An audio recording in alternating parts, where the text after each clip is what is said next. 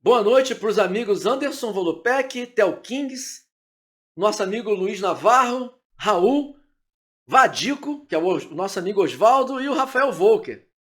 Tá? Muito obrigado por vocês estarem presentes na aula de hoje, onde tem um tema bastante interessante, porque de fato é um padrão de atado que, para quem está acostumado a pescar trutas, sabe que ele tem um resultado muito bom. Vários amigos que vão comigo para a Patagônia levam nas suas flybox esse padrão de atado chamado Timberline, tá? Que foi criado e elaborado por Randall Kaufman, com a letra K. A pronúncia em inglês é que vai ser fogo, mas vamos lá. Randall Kaufman. Tá? Ele fez esse desenho, ele elaborou esse padrão de atado com foco e objetivo, não como nós já vimos por aí em alguns locais, né? Ele realmente queria imitar um inseto emergente. Ponto. Não vou nem questionar isso. É um inseto imaturo. Tá? Ele saiu do fundo do rio no seu estágio de ninfa. Esse inseto ele sai do fundo do rio no seu estágio de ninfa para poder atingir a superfície, aonde ele vai sofrer uma metamorfose. Ele vai se ver livre do seu exoesqueleto. E naquele exato momento em que ele tira a sua proteção, a sua armadura, a sua carapaça, chamada exoesqueleto, ele fica vulnerável demais, tanto pela necessidade dele formar um novo exoesqueleto, que vai ser formado ali, e como também ele precisa sofrer uma mudança física, que é uma metamorfose, onde ele se vê livre do seu estojo das asas, onde ele procura esticar suas asas, onde essas asas têm que ser depois precisam secar para que ele possa de alguma maneira conseguir voar. Então eu não posso nem imaginar todo o processo que acontece nesse momento, mas uma certeza é fato absoluto: o inseto está totalmente vulnerável. É até uma covardia. A truta come de uma maneira surpreendente. E não é somente a truta, é evidente, diversos peixes.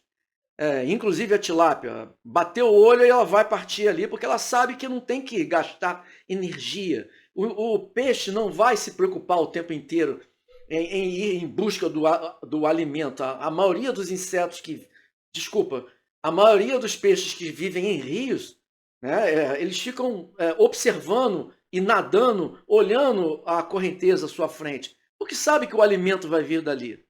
No caso da tilápia, que vive num reservatório, que vive num tanque, né, onde a água ela não tem tanto movimento, motivo também desse padrão de atado, que foi criado para still water. Então, se algum dia vocês tiverem alguma leitura com relação a essa palavra, still water significa algum local onde a água não tem hidrodinâmica, supostamente, no caso aí, alguns trechos do rio, onde a água é parada. É evidente que no rio não vai ter água parada, a água vai estar em movimento sempre, nem que seja em camadas distintas, né?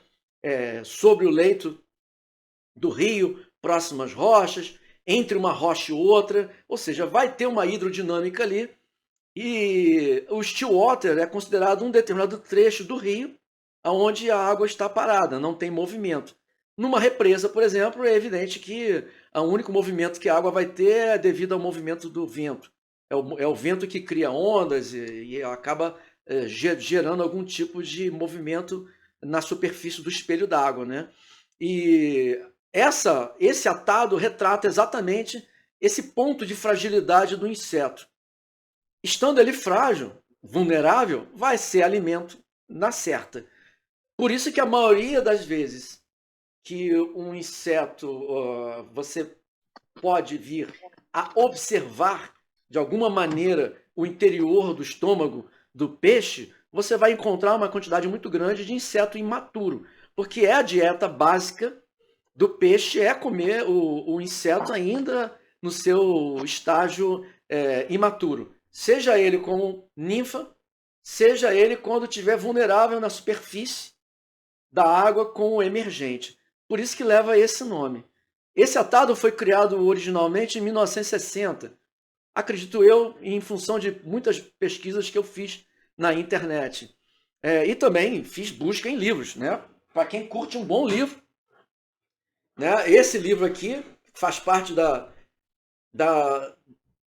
de muitas consultas que eu faço. Na página 128, 114, na página 118, tá? Tem aqui uma apresentação da Timberland. E muitas pessoas não observam situações relacionadas a esse padrão de atado e por que ele é emergente. Tá? E o próprio Randall Kaufman, ele, quando criou esse atado, quando ele elaborou esse padrão de atado, ele foi mudando, como todos nós fazemos no decorrer dos anos. A gente pensa em alguma coisa, começa a fazer o atado daquela maneira, e ele vai e fez a mudança. Então existem questões, como por exemplo a cauda, aonde eu vou poder mostrar para vocês um determinado tipo de uma determinada maneira de fazer a cauda desse atado. Ele inicialmente utilizou pelo, né, como se fosse, no caso, uma das leituras que eu busquei, está escrita por ele mesmo, estava definido como sendo mousse, hair, tá? Que o mousse é o alce. Então ele fez uso de um pelo que tem uma boa flutuabilidade e pouca quantidade. Ele só queria formar uma cauda, de modo que aquela cauda não estivesse completa. Essa é a realidade. Porque assim que esse inseto, assim que a ninfa se vê livre do seu exoesqueleto, ela precisa completar muita coisa. Ela tem que até o filamento da sua cauda, né, ainda não está definitivamente totalmente esticado, como é o caso de alguns padrões que eu já fiz aqui com vocês, com a cauda bem retinha. Eu até gosto, acho mais bacana, mas isso é uma opinião minha, eu não sei qual a opinião do peixe. E o próprio Randall fez a modificação e começou a fazer uso de uma parte da pena, né? Uma parte da pena chamada, eu já tinha mostrado para vocês, depois eu vou usar uma outra câmera e na outra câmera eu vou mostrar essa pena com foco bem nítido, tá? Uma pena, por exemplo, uma parte da penugem, né? A penugem da pena que a gente descarta e joga fora. Então ele escreveu numa das vezes que ele fez o uso da pena que ele retirou do skin, né? Da pele de uma perdiz, onde ele encontrou muitas dessas penugens e ele tirou para colocar, para fazer a cauda da Timberland. E vocês também podem fazer uso, e nesse livro que eu apresentei para vocês, é apresentado dessa maneira. Né? Algumas outras possibilidades que vocês podem fazer uso, eu vou mostrar também novamente em close, no momento certo, é a pena que eu mostrei para vocês em aulas anteriores, né? Chamada a aula anterior, por exemplo, a aula número 17, eu apresentei para vocês a Mallard Duke, essa pena que está aqui. E você também pode fazer uma cauda bastante interessante com ela, porque esse inseto ele não está completo na sua metamorfose. Tá? Vocês não precisam se preocupar em querer fazer como muitos atadores fazem, aquela cauda toda retinha. Alguns atadores, inclusive, eles colocam 3 filamentos absolutamente perfeitos, com comprimento bem, com a cerda bem esticada. Essa característica já é um inseto totalmente maduro. Ele já está se preparando para o seu último período de voo, aonde ele vai ter que fazer a sua reprodução. Então, uma vez que eu já pude explicar para vocês um pouco da história da Timberland, né? É claro que eu vou entrar em detalhes com relação aos demais materiais que serão usados. Né? Por exemplo, eu apresentei para vocês numa das aulas esses 2 materiais que estão aqui. Então, logo no início do curso, eu usei 2 palavras que vocês já estão acostumados a ouvir eu falar o tempo todo. A primeira palavra é chamada hen, e a segunda palavra é chamada rooster. Tá? Então, a ave, existe a ave fêmea e a ave macho, aonde a fêmea é o hen e o macho é o rooster. Dessa maneira, uma vez visto isso, eu posso apresentar para vocês aqui duas capas, dois capes, dois skin, duas peles, tá? Especificamente ainda com seu respectivo pedaço de couro.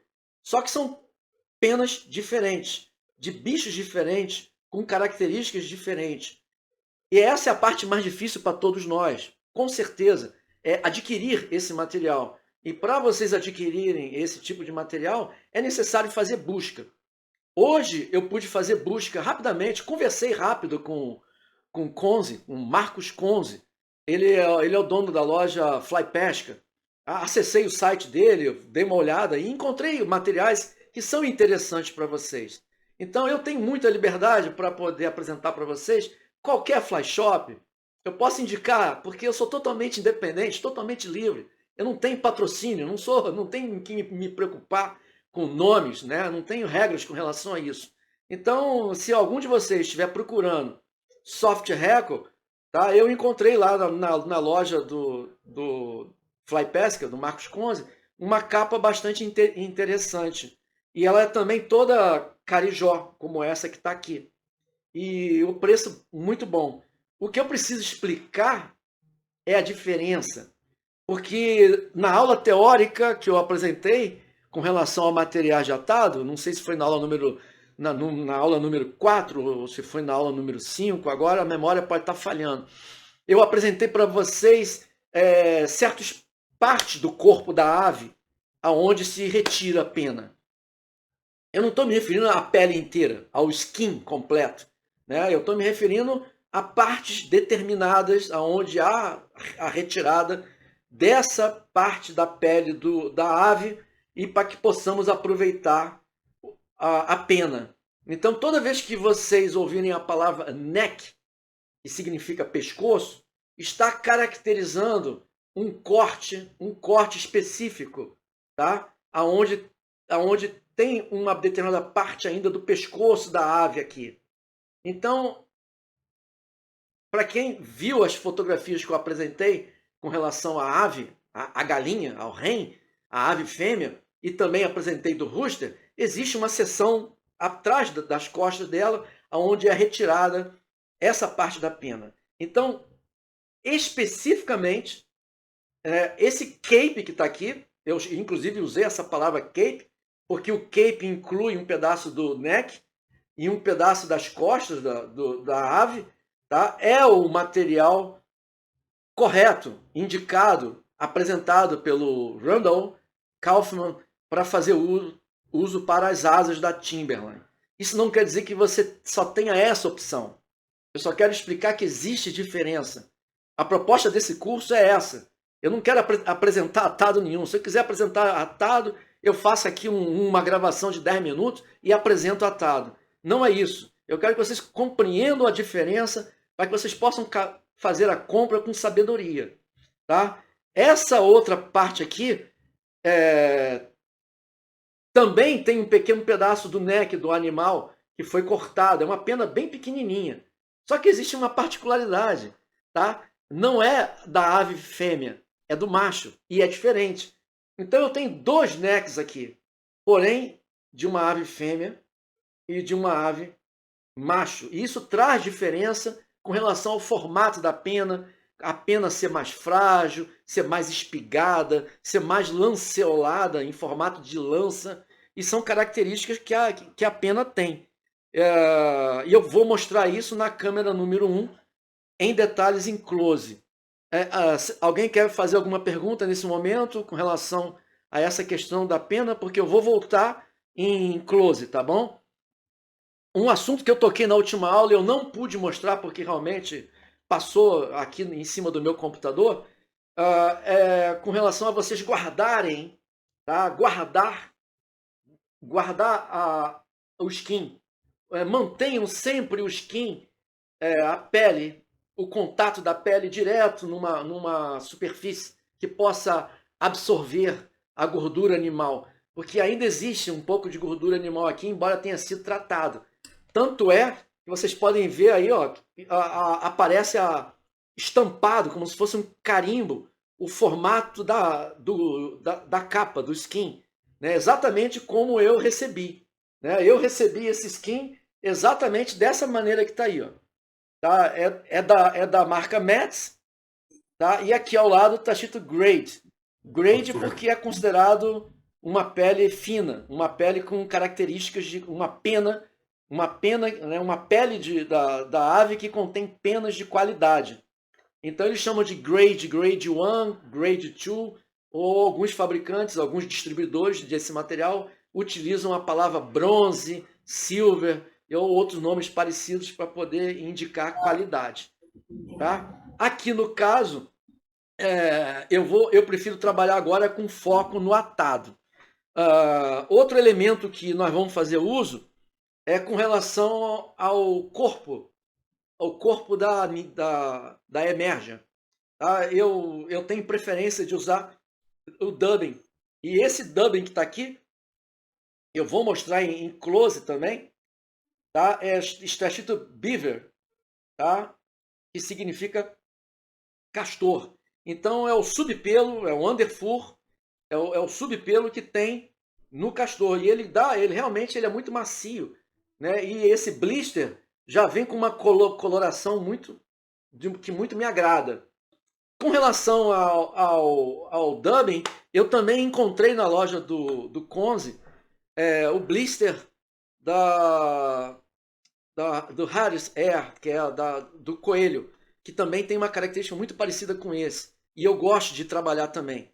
Existe a opção de comprar o blister, né, o estojo. Alguns estojos como esse aqui tem 1, 2, 3, 4, 5, 6. Tem 12 combinações de cores diferentes. O que eu vi hoje lá na Fly Pesca também tem 12 combinações de cores diferentes, e também é bem macio como esse aqui, muito interessante para fazer o corpo desse padrão de atado e muitos outros. Né? Quem está acostumado a ver atado meu e conversar comigo sobre atado no grupo do Telegram, né? Ou até mesmo pelo WhatsApp, sabe que eu tenho preferência com determinados tipo de dubbing. Então eu tenho preferência por Fox dubbing, que é de raposa, Hare's Air dubbing, que é de coelho, Beaver, né, que é esse aqui de castor, e tem alguns que eu não tenho muita afinidade, não tenho muita familiaridade, não sei fazer uso bom, né, de alguns materiais, embora eu tenha aqui. Então eu nem apresento, porque talvez eu não vá fazer um atado agradável com vocês. Vamos falar também sobre o anzol, que eu vou trabalhar, o fio de atado, e eu agora já vou trocar de câmera e vou trabalhar com a câmera que me oferece qualidade de imagem. Então acredito que de agora em diante, né, vocês vão ter uma dinâmica melhor com relação à apresentação da aula para vocês todos. Vamos centralizar nossa atenção primeiro no anzol, né, que o anzol tem características próprias, porque tem que ser um anzol para o wet fly. Eu estou usando aqui um anzol da Tienco, um 3769, se eu não me engano é esse o código. O anzol que tem a curvatura que se inicia num determinado ponto. Então eu só apresentei esse anzol para vocês nesse momento, para que vocês vejam que ele tem características físicas próprias. Não é um anzol para mosca seca, é um anzol que tem o arame um pouco mais grosso. Consequentemente, o arame mais grosso faz com que a mosca tenha um peso específico maior, ela vai afundar mais um pouco. Alguns atadores gostam de colocar fio de chumbo na emerja. Eu não gosto, porque eu gosto de ter a liberdade de escolha de como que eu vou trabalhar a emerja. Se eu quero trabalhar com ela na superfície, ela vai estar leve o suficiente para que eu passe um pouco de flotante, né? Um pouco de material que faz com que ela impermeabilize todo o material que compõe a mosca. E assim que eu faço o arremesso, a mosca tende a permanecer na superfície mais tempo. né? Ou eu não uso material nenhum de flutuação e eu até passo saliva, né, no corpo da emerge, né, para que ela afunde um pouco mais do que normalmente afundaria. O próprio Randall, ele dos relatos, né, que ele fez um artigo, uma matéria para um site, ele comentou sobre essa mosca poder ter uma deriva, né, com aproximadamente um pé de profundidade, que equivaleria a aproximadamente 30 centímetros de profundidade. Isso porque ele comentou que a maioria das ações da truta, quando ela está atingindo a superfície, quando ela se posiciona na coluna d'água para esperar o alimento chegar, a maioria das trutas se posiciona a aproximadamente 2, 3 pés, que seria, no caso, 30, 60, 90 centímetros, aguardando em que camada, né, em que parte da profundidade o alimento está chegando com mais facilidade para ela. Em qual profundidade da coluna d'água a ninfa está passando para se tornar uma emergente. Ou ela já vai à superfície mesmo para comer o bicho na superfície. Então eu vou tirar esse anzol aqui e colocar um outro menor um pouco. Já está ficando um pouco mais desafiador para mim trabalhar com anzol menor com vocês, mas é importante que vocês tenham essa visão, né, do anzol menor, para que vocês possam trabalhar, né? Alguns amigos, inclusive, gostam de trabalhar esse padrão de atado com anzol grande, bem maior do que esse.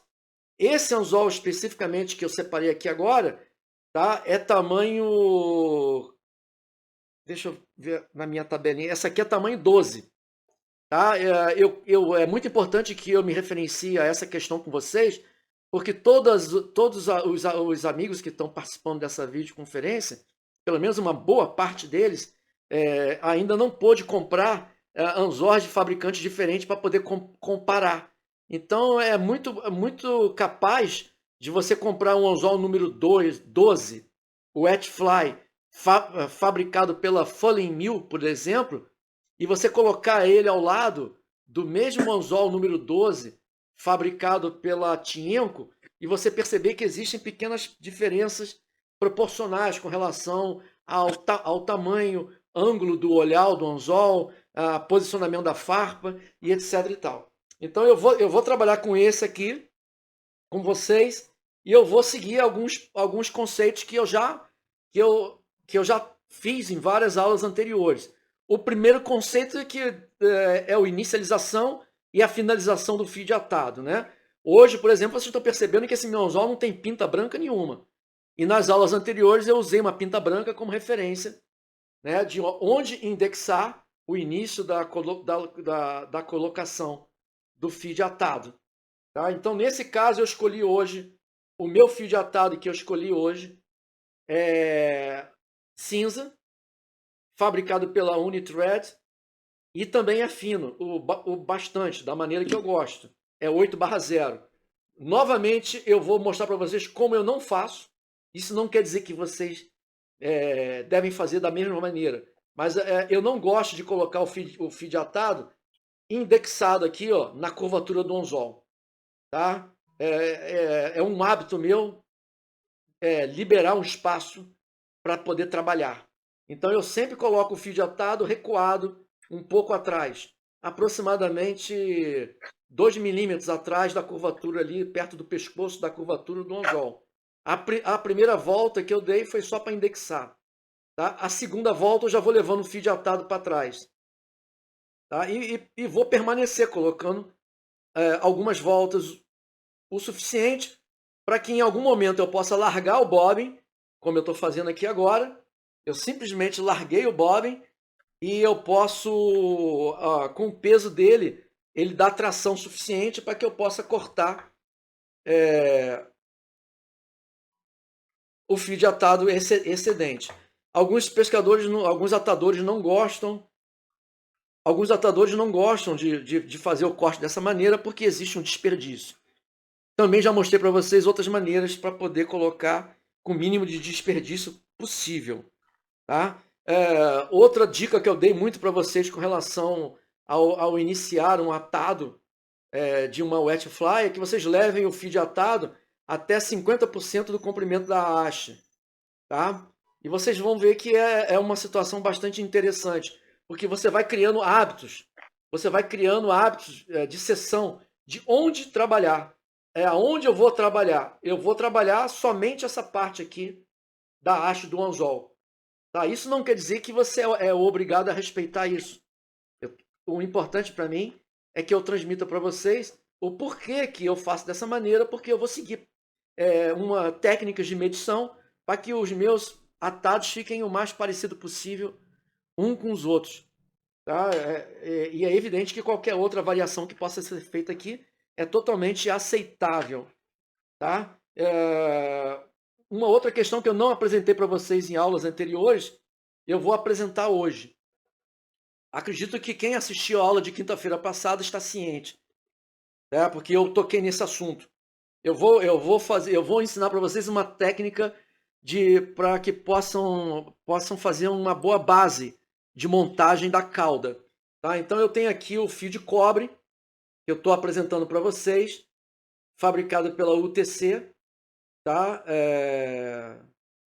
Ultra Wire. Aquela sigla BR ali significa que ele é um pouco mais grosso que a versão Small.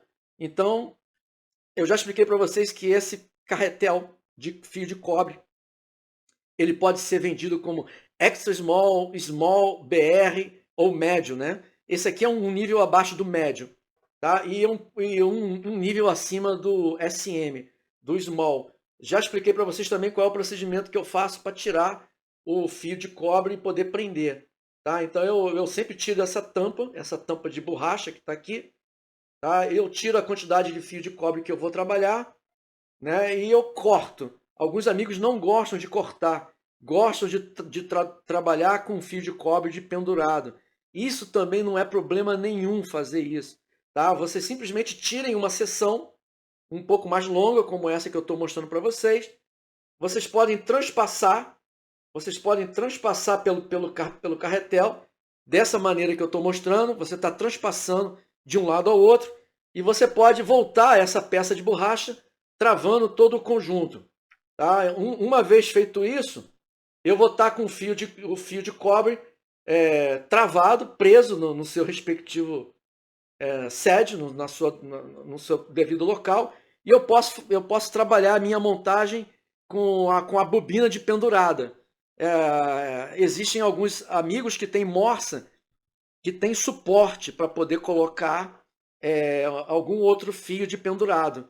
Essa morsa que eu estou usando aqui é uma morsa da Monroy, e eu não tenho nada que vá me ajudar a prender, a não ser uma pequena pecinha que eu coloquei aqui embaixo dela, onde eu possa apoiar qualquer coisa. Então, o que eu vou fazer? Eu vou explicar para vocês um pouco diferente. Um momento, por favor. Eu esqueci de pegar a minha ferramenta de visão auxiliar. Eu já mostrei para vocês em outros vídeos. Essa ferramenta aqui é a minha lupa. Pronto, já está colocada. É um pouco diferente do que eu mostrei para vocês em outras aulas. Né? Teve uma vez que eu fiz a montagem do fio de cobre. Né? Eu posicionei ele em cima da haste do anzol e dei a primeira volta com ele em cima da haste de anzol e ajustei ele para ficar em cima.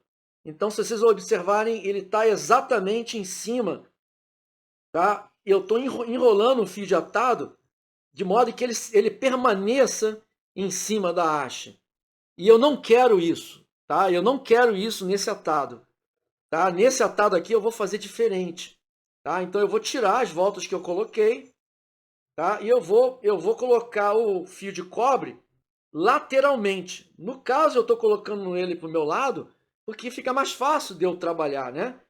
Do que colocar do lado de vocês. Deixa eu tentar colocar do lado de vocês para ver se eu consigo trabalhar. Então, eu vou dar a primeira volta, segunda volta, terceira volta, quarta volta, quinta volta.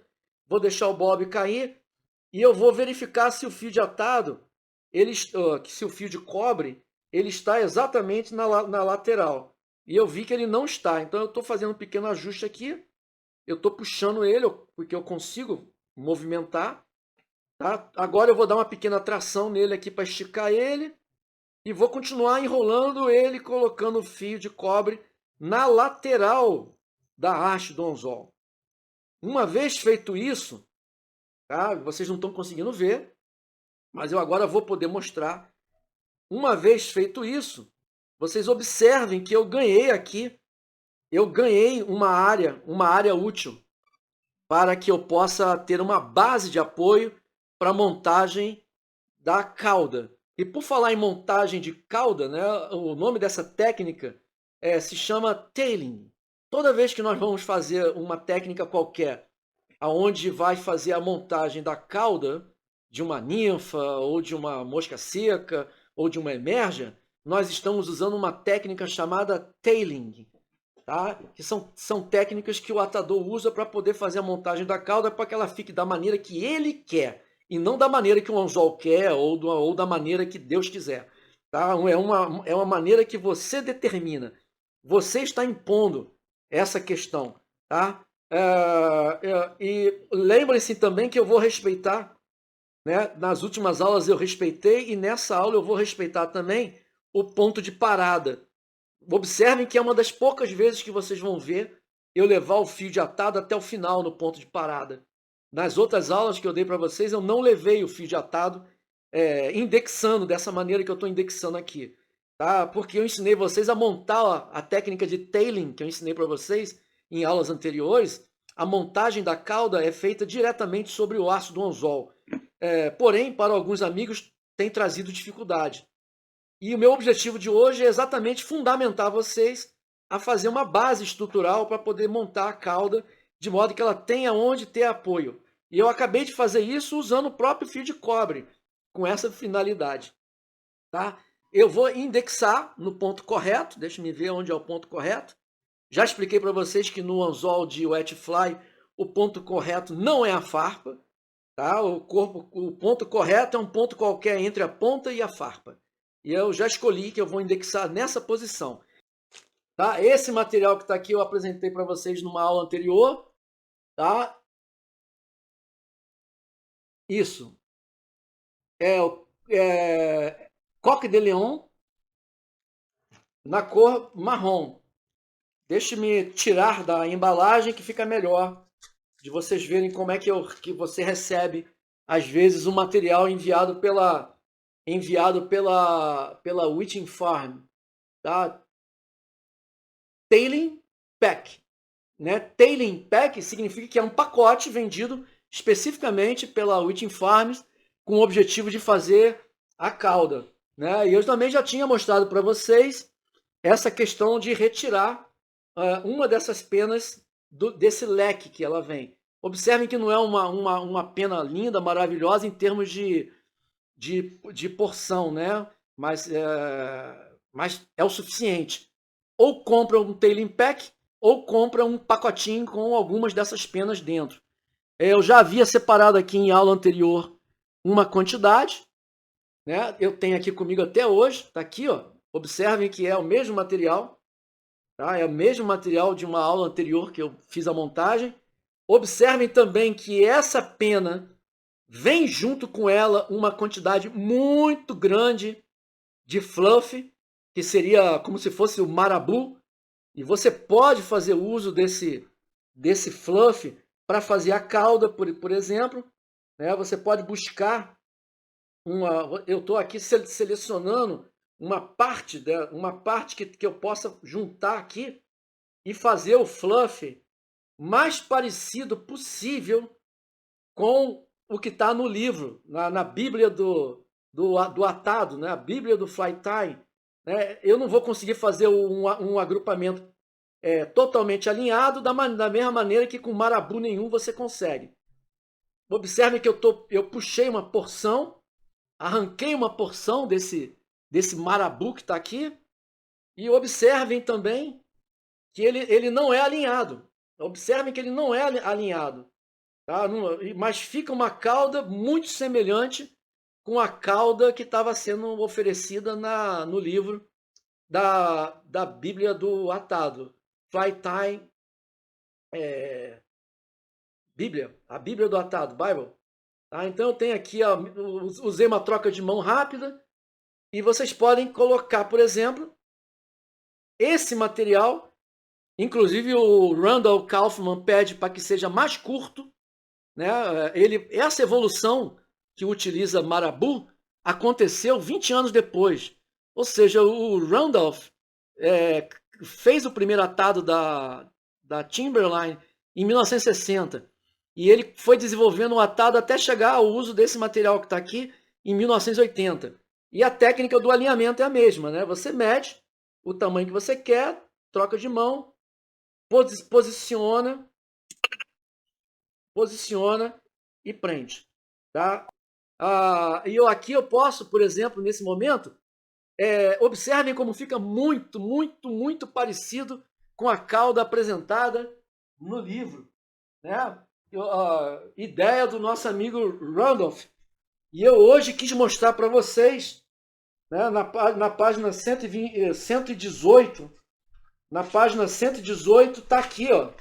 Vocês podem ver a cauda feita com Marabu, né? Uma cauda, e eu estou também usando o mesmo material semelhante a Marabu, que é o fluff, que no caso, é a penugem da pena. Então eu poderia continuar daqui em diante, né? Olha, ficou tão interessante a colocação dessa cauda aqui, né? Que eu vou seguir daqui em diante, tá? Eu ia trocar, ia colocar outra, mas ficou tão próxima do livro que eu vou manter. Eu tinha separado única e exclusivamente com esse objetivo, a gente poder conversar sobre técnicas de tailing, tá bom? Agora eu vou colocar o dubbing, eu vou levar o fio de atado algumas vezes para frente, só para eu não perder o ponto de indexação, tá? Deixa eu levar um pouco para frente. Não quero levar muito para frente, não. Vou cortar o excesso. E agora eu vou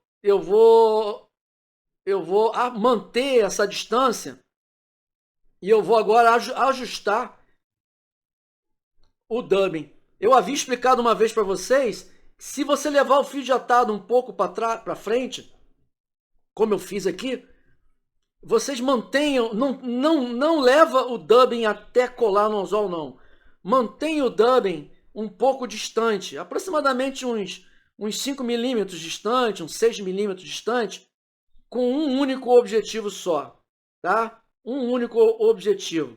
Para quando eu der as próximas voltas para trás, tá? Eu vou dar a volta para trás só com fio de atado, entendeu? Eu vou dando as voltas para trás somente com fio de atado até que o dubbing indexa. Pronto, indexei o dubbing.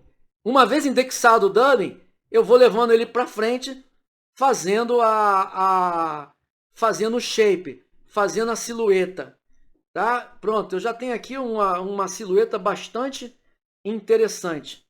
Eu agora só estou voltando o dubbing para a posição de origem, porque agora eu não quero mais falar sobre cauda, sobre tailing, tá? Eu quero falar sobre colocação do dubbing, que eu já não é a primeira vez que nós fazemos, tá bom? Então eu vou continuar levando aqui, ó. Não se preocupem com...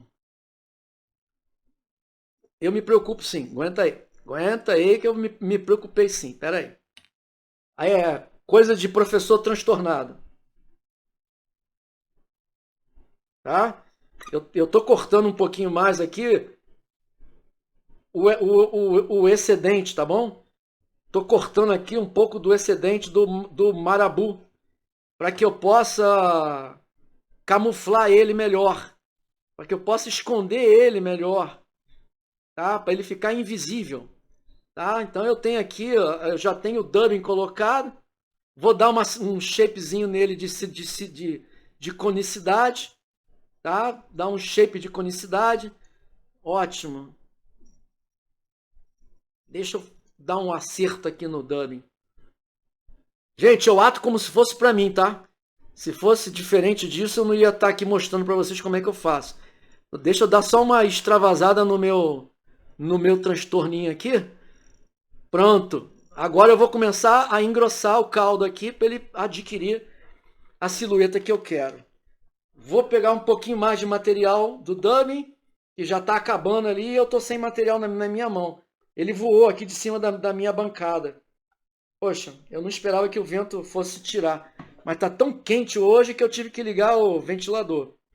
Tá? Então eu vou colocar um pouquinho mais de dubbing, nada demais. Colocar um pouquinho aqui para preencher lacuna.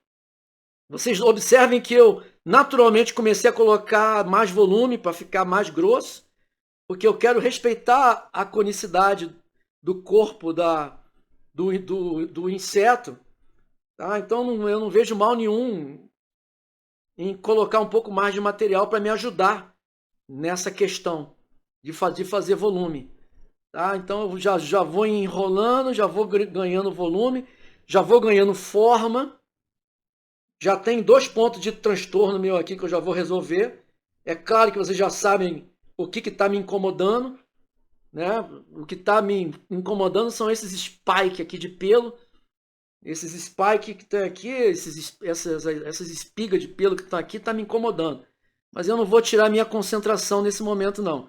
Eu vou me manter concentrado. Vou me manter concentrado para fazer a silhueta do jeito que eu quero. Tá? Então eu tenho aqui, ó. Esse spike aqui eu vou tirar ele fora. Pronto, tirei. Só eu desfiz uma volta para poder juntar dubbing com dubbing. Pronto. Agora eu vou dar essa volta aqui. Perfeito. Voltei para poder juntar de novo. Já está quase acabando. Já vou terminar. Eu também quero que tenha um certo volume. Tá? Como mais próximo da área do tórax. Né? Esse bicho aqui, a receita pede para que o abdômen e o tórax fiquem juntos, feito com o mesmo material. Então eu já estou aqui ganhando a silhueta que eu queria. Falta pouquinho para acabar. Só evitem exagerar nessa parte final, porque se vocês exagerarem exatamente nesse momento aqui, tá, vai gerar dificuldade para poder fazer a colocação da asa. Tá? E além da colocação da asa, também tem a colocação das perninhas, que eu vou colocar para vocês, né, do jeito que eu tenho visto o Randolph fazer. Tá? Vocês acham que eu me inspirei em quem?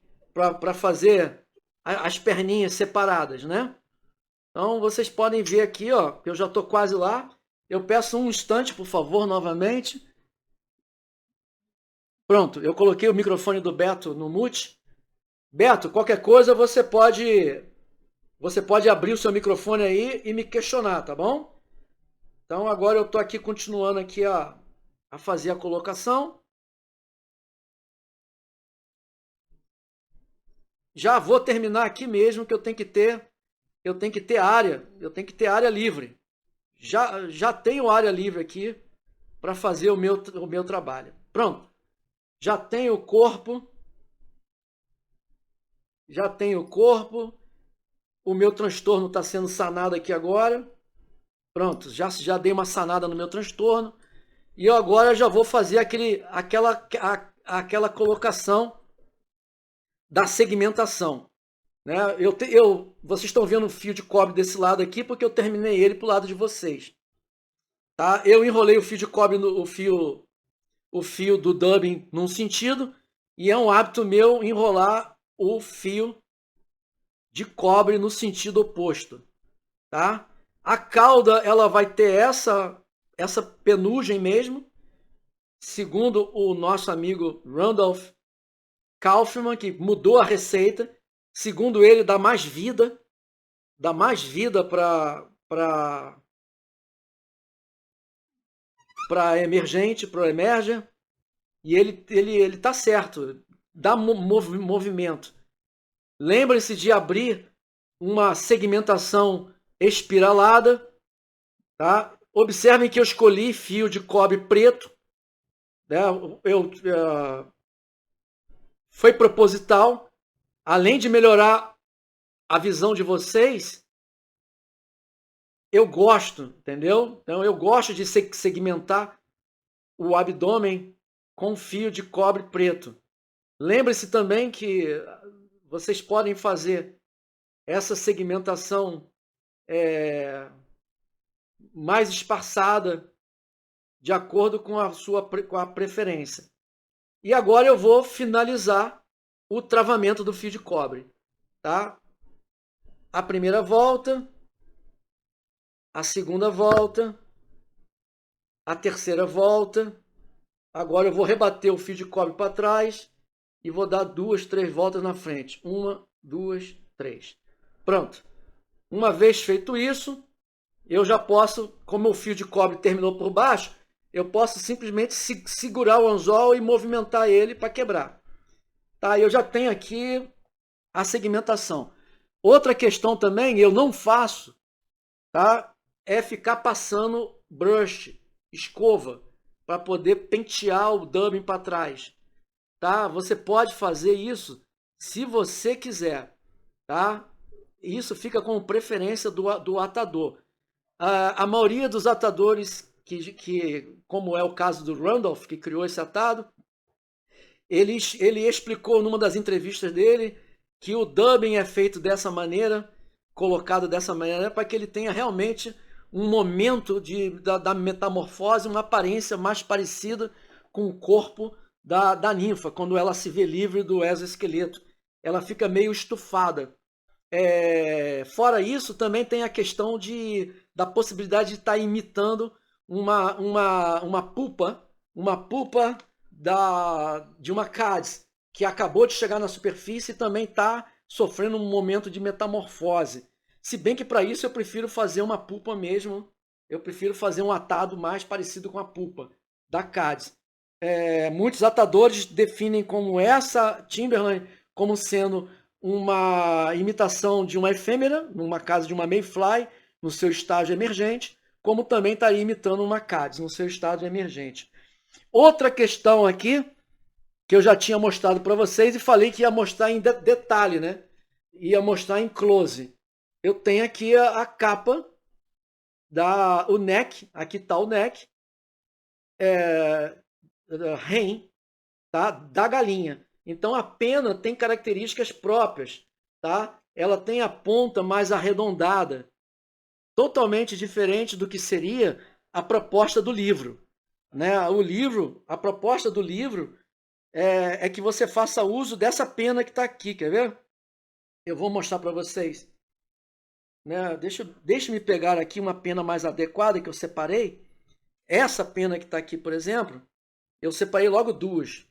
Tá? Essa pena que está aqui, ela foi tirada do neck, né? Do Rooster Cape, ou seja, é a pena do galo.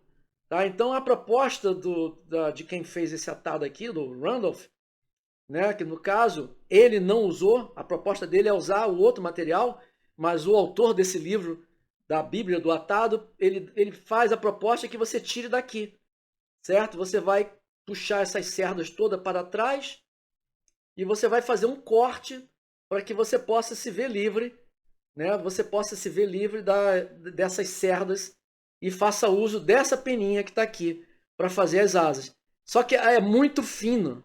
Não é a pena que é muito fina só, não. O rack dela é muito fino. E é muito molinho e difícil de trabalhar. Mas quem tiver esse material sobrando em casa, use esse material. É o mesmo que está aqui na minha mão, né? Só que esse aqui é mais fino ainda. Mais difícil ainda de trabalhar. Né? Observem como ele é muito mais fino que o outro. Então, para evitar esse problema, né, o que eu fiz? Para evitar esse problema, eu estou usando, tá? Eu estou usando aqui aquela pena que eu tirei daqui, da capa, especificamente da REM. Então eu tenho aqui duas peninhas que eu posso medir para saber quanto que eu quero colocar. Então, para medir essa bichinha que está aqui, né, vocês têm que tomar um certo cuidado, porque a ponta da asa não chega ao final do corpo. Porque esse bicho imaturo, ele ainda tem a asa muito curta, a asa não está totalmente esticada. Então, a regra de ficar levando lá para trás não condiz com o atado. O que condiz com esse padrão de atado é que você coloque a ponta da pena deve chegar quase aqui, ó, nesse ponto que está aqui do corpo, tá? Bem aqui assim, tá bom? Então vocês podem fazer a separação do material de modo que ela fique naquela medida. É até mais difícil trabalhar porque é tão pequenininho, né? Então tá aqui, ó. Eu já consegui separar a medida que eu quero. Eu estou apenas ajustando. A pena é fina mesmo. Não espere que essa pena, o rack seja grosso. Tá? O rack é fino, tão fino quanto o outro. E eu agora posso colocar uma asinha de cada vez. O atador profissional, ele costuma colocar as duas de uma vez só. Tá? Eu não vou fazer da maneira que o profissional faz, para que vocês entendam como é que eu posso fazer. Então eu tenho aqui a peninha na medida que eu quero, coloco ela atravessada, aproximadamente 45 graus. Você não precisa virar ela no sentido oposto, côncavo e convexo, você não precisa criar essa regra. Né? A parte côncava é essa que está aqui. Tá? Quando eu juntar as duas, elas vão ficar muito próximas, encostando uma na outra. Cuidado com a medida que você fizer. Tá? Se você deixar escapar aquela medida, a asa vai ficar muito longa. Deixe-me fechar aqui a sardinha certinho, para que eu tenha o ponto de visão perfeito. Deixe-me... Tá exatamente onde eu quero. Encosta a pena lateralmente. Encosta a pena lateralmente e dá a primeira volta e puxa o rack para o seu lado. Pronto. Então, com uma volta, eu coloquei a pena no seu devido lugar. E é exatamente isso. A pena é curta. A pena ela não é longa. Ela é curta. Tá bom? Então, você pode aqui, no caso, colocar a segunda pena. Tá? A segunda pena está separadinha aqui também para mim. Pronto. Eu achei. É essa aqui. Tá? Então, eu vou me basear uma na outra para que elas possam ficar iguais na medida. Então eu estou colocando uma coladinha na outra, do meu lado mesmo, por uma questão de visualização. Tá? Então eu tenho aqui, ó, a pena passou do ponto, tem que fechar. Oh, arrebentou. Arrebentou, já era, gente. Então eu vou aqui e vou pegar outra pena daqui para que eu possa trabalhar. Eu estou tirando da mesma área que eu tirei da outra vez para ficar bem parecida mesmo. Então eu tenho aqui o tamanho que eu quero e eu agora vou puxar o rack para trás, as sardinhas toda para trás, para que eu tenha o ponto de visão melhor possível. Tem que ir tirando aos poucos, tá? As duas têm que estar do mesmo tamanho. Falta pouco. Falta pouquinho.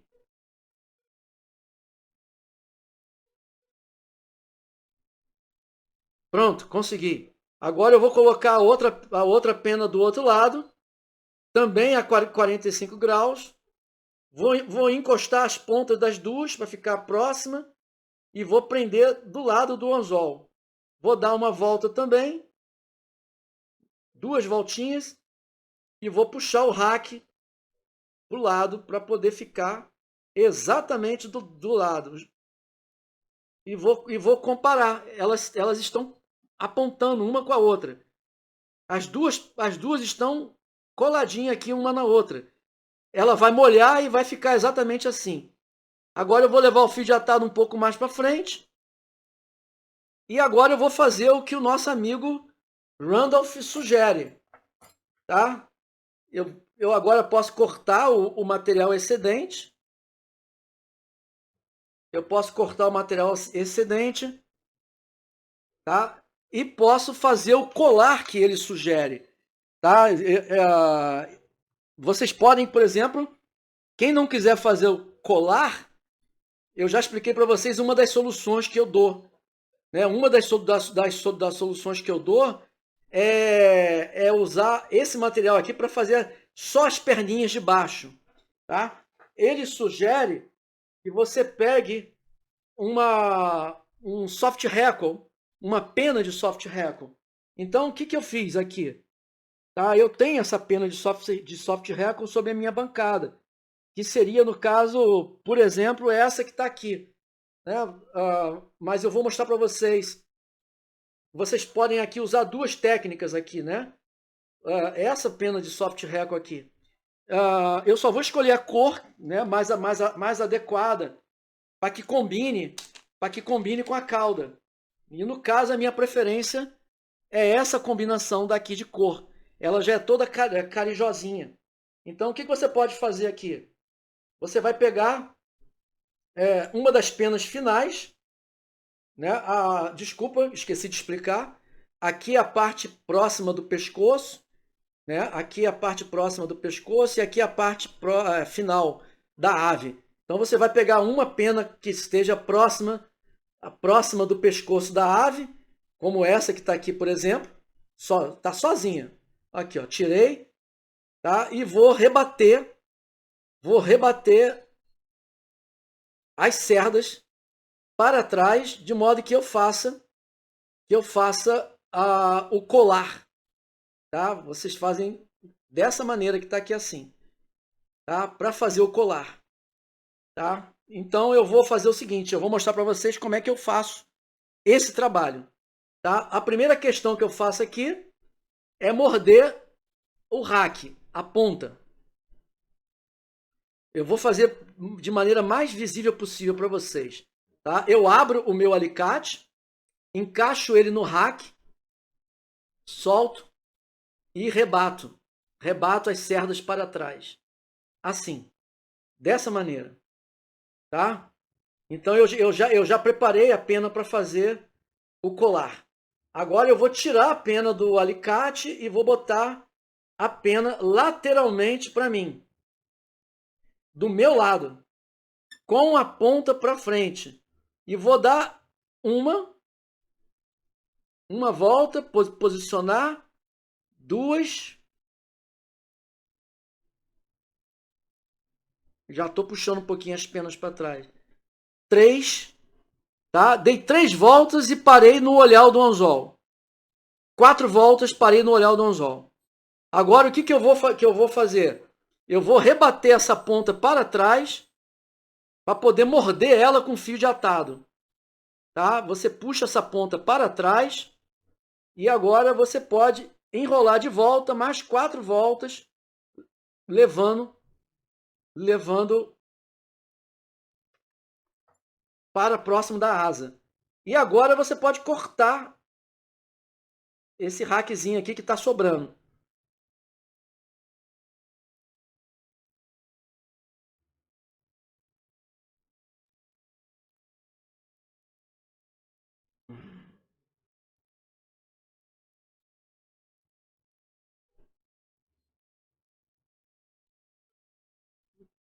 Tomar cuidado para não cortar a pena, tá? Você pode tirar algumas cerdas que estão para frente, que pode estar incomodando. Você pode cortar agora.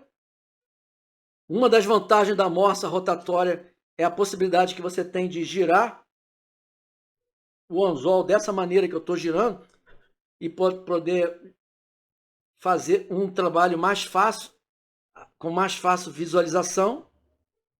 Pronto, cortei tudo que eu queria cortar. E agora, com mão leve, você vai pinçar o rack. Você vai pinçar o rack, vai levantar o rack suavemente e vai dobrar as cerdas para trás. Nesse sentido que está aqui, dando a primeira volta e segurando as cerdas para trás.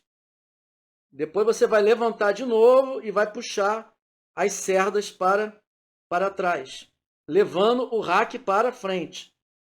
Tá? Esqueci de levar o fio de atado um pouquinho para frente, levei agora. Agora eu vou fazer outra volta, a última volta, puxando para trás. Cabe mais uma voltinha. Mais uma volta e eu vou travar. Vou travar tudo aqui. Prontinho. Está travado. Tá? Está travado. Soltei o rack. Rebati o rack para trás, todo ele. E vou dar aquelas 3 voltinhas no index do olhar do anzol. Tá? 4 voltas. 5 voltinhas. Pronto. Já tenho aqui a Timberline pronta. E agora eu posso cortar. Eu posso cortar aquela pontinha do rack que estava me atrapalhando aqui. Tá? Deixa eu puxar aqui o rack com suavidade.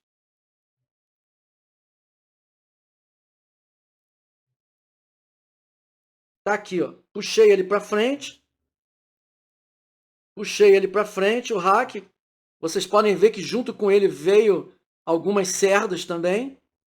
Alguns atadores gostam de esticar bem o fio de atado, segura as cerdas e puxa elas de uma vez só. Eu não tenho essa habilidade toda, então eu venho aqui, ó, com a tesourinha e ó, corto o rack. Se tiver alguma pena aqui me incomodando, você também pode fazer o corte. Pronto. E aqui eu já tenho a Timberline montadinha. A orientação que o Randolph faz, o Kaufman, é que você puxe as pernas para baixo, do jeito que eu estou fazendo aqui assim, ó, tá? Você puxa elas para baixo.